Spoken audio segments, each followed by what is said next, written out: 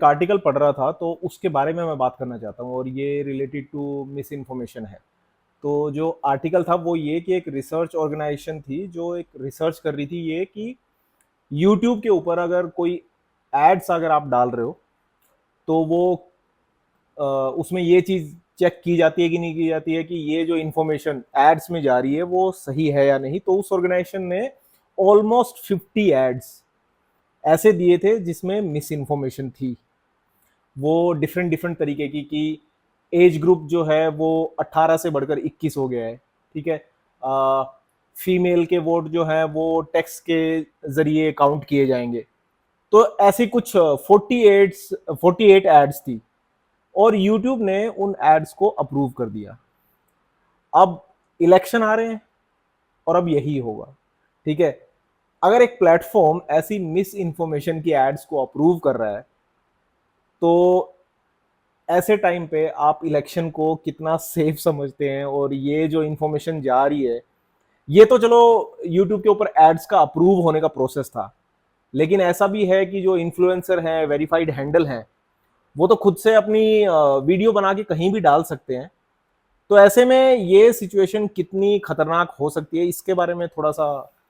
नहीं, बिल्कुल हमारा इसके ऊपर रिसर्च भी आ रहा है। मैं खाली एक बात पूछना था, लेकिन फिर उसी ऑर्गेनाइजेशन ने, क्योंकि मैंने भी आर्टिकल पढ़ा था जहाँ तक मुझे लग रहा है, उन्होंने लेकिन ये एड्स हटा दिए थे। उन्होंने हटा दिए थे, लेकिन चले गए थे यूट्यूब पर। वो ये चेक करना चाहते थे कि कैसा होगा कि यूट्यूब नहीं। जो है इन एड्स को अप्रूव करता है कि नहीं। तो वो अप्रूव हो गए थे, लेकिन उन्होंने बस अपनी रिसर्च के लिए ऐसा किया था, उन एड्स को प्रमोट नहीं किया गया। बिल्कुल, जहां तक मेरी सोच है, अगर आ भी जाते तो शायद थोड़ी देर बाद यूट्यूब उनको ढूंढने की, क्या कुछ को तो हटा देता तो काफी इंटरेस्टिंग होता।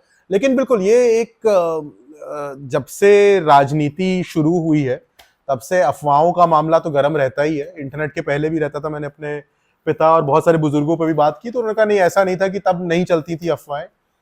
अब क्या हो रहा है, और हमारी इसके ऊपर एक रिसर्च रिपोर्ट भी आ रही है। इनफैक्ट आई थिंक जब तक ये वीडियो आएगा, क्योंकि कल ही ये रिपोर्ट आ रही है, आज हम 15 तारीख पे बैठे हैं, कल हमारी रिपोर्ट रिलीज हो जाएगी जो हमने क्वान के साथ की है। जिसमें हमने जो रिसर्च किया है कॉलेजेस में, प्रतिष्ठा ने बड़ी मेहनत की कि मिस इन्फॉर्मेशन का कितना इम्पैक्ट हो रहा है। तो ये जो अफवाहों की बात है, बिल्कुल इलेक्शन आ गया है, अब ये अफवाहें खूब फैलेंगी, और खास करके इलेक्शन के 2 दिन पहले कि चुनावी चिन्ह बदल गया है, या ये व्यक्ति अब इलेक्शन लड़ नहीं रहा है, या इनकी ये मिल गए हैं जाके उस पार्टी में, ऐसी बातें आएंगी, और इससे कुछ ना कुछ तो चुनाव में बदलाव आता है। वरना लोग क्यों करते, पहले भी क्यों करते। अब एक चीज जो है कि कितनी नंबर में हम ये वीडियो देख सकते हैं, मतलब ये 100 या 1000 की बात नहीं है, करोड़ों की बात। बहुत सारी मतलब कि एक कॉन्स्टिट्यूएंसी जिसमें लेट से 10 लाख वोट है, वहां पर अगर 10 करोड़ झूठी खबरें फैलाई जा रही है तो उससे कुछ तो फर्क पड़ेगा। और चुनाव की एक छोटी सी बात हमें याद रखनी है कि 3% वोट पे चुनाव पलट जाता है। तो ऐसा नहीं है कि आपको 100 लोगों को बदलना है। अगर 100 लोग वोट करने जा रहे हैं, आपको खाली 3 को बदलना है, तो 3% चुनाव पे पूरा चुनाव पलट जाता है, 3% वोट के ऊपर। CSDS की रिपोर्ट है, बड़ी मल्टीपल रिपोर्ट है, जिसको स्विंग वोटर कहा जाता है। तो यहां पर यूट्यूब, फेसबुक, जितनी भी सोशल मीडिया कंपनियां हैं, इनका काम, आज हम 15 अप्रैल पे हैं, 19 अप्रैल से बहुत ज्यादा बढ़ने वाला है कि आप कैसे इस जानकारी को पकड़ें, कैसे इसको हटाएं, कैसे इसको लोगों तक ना पहुंचाएं।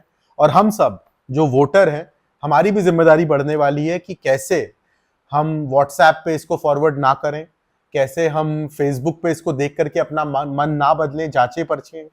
तो मेरी तो हमेशा मीडिया लिटरेसी की तरफ ही बात रहती है कि देखिए, जानकारी को परखने के लिए सबसे अच्छी वेबसाइट इलेक्शन कमीशन की वेबसाइट है।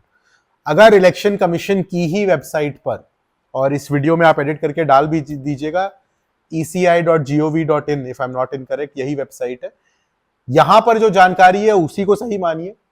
किसी भी इन्फ्लुएंसर, नेता, अभिनेता या उनके हैक्ड अकाउंट, मुझे ऐसा लगता है ये भी बहुत होने वाला है। अब आने वाला दिन सब कुछ बताने वाला है। अगले 5 दिन में एकदम पारदर्शी हो जाएगा कि क्या बैड एक्टर्स, जिनको हम लोग कहते हैं, या जो लोग खुराफात करना चाहते हैं, वो कौन सा तरीका इस्तेमाल कर रहे हैं। बहुत सारे लोग ऐसा भी कह रहे हैं कि पहले से ही वीडियो डाल दिए गए हैं, अब इलेक्शन के पहले खाली प्रमोट किए जाएंगे, अभी ऐड नहीं डाला गया है, वो पड़ा हुआ है वीडियो, अचानक से वो कर दिया जाएगा। या कुछ लोग ये कह रहे हैं कि जैसे कि चुनाव में होता है कि बिरयानी के लिए या एक टैंक पेट्रोल के लिए लोग रैली में आ जाते हैं, वैसे ही छोटी सी रकम के लिए 100, 50, 500 रुपए के लिए वो ऐसी पोस्ट भी डालेंगे। तो अब ये सारी बातें क्या होगा, ये तो अनुमान ही लगाया जा रहा है, मैं भी अनुमान लगा रहा हूं, लेकिन मुझे ऐसा लगता है कि इलेक्शन कमीशन के लिए और ये सारे प्लेटफॉर्म्स के लिए बहुत ही मुश्किल और कठिन और चुनौती का वक्त आने वाला है। लेकिन जो आप बोल रहे हो कि आप अनुमान लगा रहे हो, अनुमान नहीं, ये एकदम सही सही दिशा में जा रहे हो आप, क्योंकि थोड़े दिनों पहले हम दोनों ने एक वीडियो में बात की थी, वर्ल्ड इकोनॉमिक फोरम ने इस बात को बोला है कि भारत देश को अगर सबसे ज्यादा खतरा अगर किसी चीज से है तो वो मिस इन्फॉर्मेशन से है, फेक न्यूज से है। तो ऐसे टाइम पे तो ये और ज्यादा बढ़ेगा ही बढ़ेगा, क्योंकि जब एक बार हम भी एक चुनाव का हिस्सा रहे हैं तो हमने देखा है कि ये जब वोटिंग होनी होती है उससे 2 दिन पहले किस तरीके का बवाल मचता है, किस तरीके के मैसेजेस देखने को मिलते हैं। तुमने एक बीच में एक बात कही कि जांच परख करके फिर जो भी है वोट डालने जाए या फिर जो, अब जांच परख जो है, इसकी जांच परख करने की समझ तो हर एक में नहीं है। नहीं बिल्कुल, और आपने कहा एक चुनाव नहीं, विकी मैं बहुत ही राजनीतिक परिवार से आता हूँ, तो 7 साल की उम्र से मैंने एक हम दोनों साथ में एक ही चुनाव में थे, लेकिन हमारे इर्द गिर्द बहुत सारे ऐसे लोग हैं जो कि चुनाव में एकदम बने रहते हैं। मतलब सुधीन सर के साथ तो आपने भी बहुत समय बिताया है, लेकिन ऐसे बहुत सारे लोग, मनीष भैया, चुनाव को बड़ी करीबी से हम लोगों ने देखा है। तो मैं एक बात आपको बताऊं कि जो चुनाव के पहले का जो दिन होता है ना, उसको कयामत की रात कहा जाता है। तो मैं आपको इतना 48 घंटे पहले तक, और मैं क्यों इन शब्दों को रोक करके आपके कह रहा हूं, क्योंकि जितनी आपने बातें कही सही है, बहुत सारा रिसर्च आ चुका है। हिंदुस्तान का कम आया है, हिंदुस्तान की शायद सबसे बड़ी रिपोर्ट हमारी ही आने वाली है जो कि कल, लेकिन उसमें लिखा हुआ है, लोग कह रहे हैं कि इंटरनेट के आने से ये अफवाहों का जो बाजार है ये बढ़ चुका है, इससे लोगों पे फर्क पड़ रहा है। करीबन 80% लोग जो इंटरनेट पे देखते हैं बेचारे कोशिश करते हैं कि उसको जांचें परखें, लेकिन ये सारा अंदाजा है। इस जगह पर, इस फील्ड का एक जिम्मेदार विशेषज्ञ होने के नाते मुझे अपने शब्दों को बड़ा चुनिंदा रूप से कहना पड़ता है। जब तक ये हो ना, और हो रहा है, ऐसा नहीं है, contrails.ai में हम लोग डेली डीप फेक्स को असेस कर रहे हैं और बड़े बड़े नेताओं ने ये शेयर करना शुरू कर दिया है। आप डीप फेक एनालिसिस यूनिट पे जाइए, आप विश्वास न्यूज पे जाइए, आप क्विंट के न्यूज स्कूफ कहते हैं शायद वो लोग उसको, उस पे जाकर के अगर चेक करेंगे तो contrails.ai का जो नाम है वो हमारी ही टीम है जो ये कार्य कर रही है। जांचने परखने का बिल्कुल आपने सही कहा कि लोगों के पास, ज्यादातर लोगों के पास जानकारी नहीं होती, कुछ लोग कर नहीं पाते हैं, लेकिन इसके सिवाय कोई और उपाय नहीं है। तो व्हाट्सएप पे मैं आपको बस खाली इतना कहना चाहूंगा, जब तक कि एकदम सत्य नहीं है और आपने जांचा परखा नहीं है, प्लीज इसको मत भेजिए। मैंने हाल ही में कुछ वेबसाइट्स देखी हैं जो कि बहुत सच्ची और अच्छी वेबसाइट्स की तरह दिखती हैं, लेकिन है नहीं। तो वो एड्रेस देखना बार बार जरूरी है। और जहां तक मेरा और आपका और इस वीडियो का काम है, हमें बार बार लोगों को यही बताना होगा कि खुद जिम्मेदार बनिए।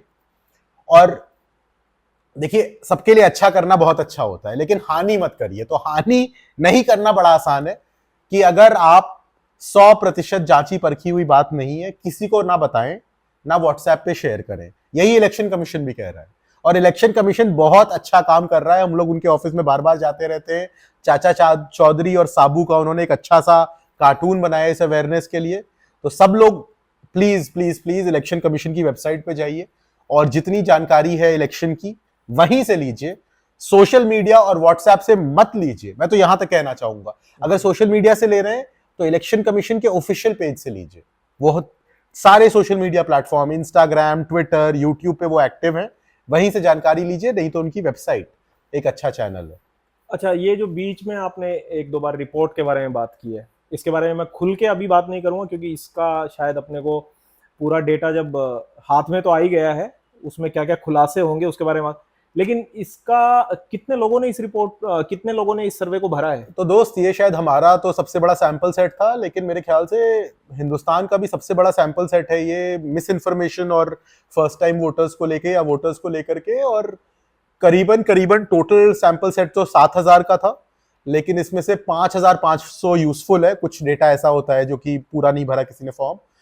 और इसकी खास बात यह है कि हम लोग करीबन 20 स्टेट्स और 6 यूनियन टेरिटरी में गए, तो काफी बड़ा सर्वे है ये। 5000 का नंबर बहुत बड़ा नंबर होता है। बिल्कुल क्योंकि बिल्कुल। मैंने माइक्रोसॉफ्ट और बड़ी बड़ी कंपनीज के सर्वे देखे हैं, वो एक लिमिटेड नंबर रखते हैं, जो आई थिंक ग्लोबली जो बोला जाता है कि इतने नंबर का सर्वे जो है वो काउंट किया जाता है, तो वो हजारों की, वो आई थिंक 700 से लेके 1000 का नंबर होता है, तो 5000 का नंबर मेरे हिसाब से बहुत बड़ा नहीं नंबर नहीं, है। हमारे जो सबसे समझदार दोस्त हैं डॉक्टर शारदा दास, वो उन्होंने हम लोग को सिखाया है कि 330 नंबर क्रॉस करने के बाद यूनिवर्सल हो जाता है।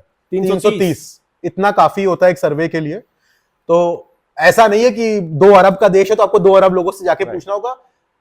हर सर्वे का एक ट्रेंड होता है, एक लिमिटेशन होती है, एक सच्चाई होती है, और विशेषज्ञ, आप सही कह रहे हैं, ग्लोबल रिपोर्ट 600-900 के सैंपल सेट पे होती है, तो 5000 तो बहुत बड़ी बात है। और क्वान की टीम को हमने इसीलिए यूज किया ताकि जितने दिग्गज हम लोग फील्ड में हैं, उतने दिग्गज वो लोग रिपोर्ट राइटिंग और रिपोर्ट बनाने में।